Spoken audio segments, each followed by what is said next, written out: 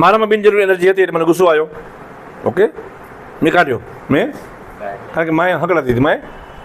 Okay, હવે જે સાંભળનાર વ્યક્તિને એ એનર્જી કામ નહીં હતી, બની શકે.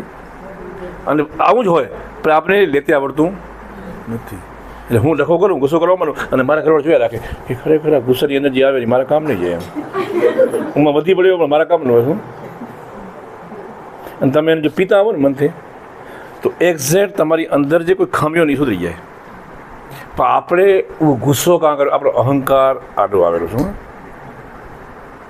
અનુભવ લેવામાં અહંકાર વચમાં વિઘ્ન ઊભું કરે. અને બીજું લોજિકલ માઇન્ડ, એક લોજિકલ માઇન્ડ અને એક આપણું ઈગો, આ અનુભવ લેવામાં વચ્ચે અંતરાય અને હળી કરે, ખોચ કરે, દેશી ભાષામાં કહેવાય.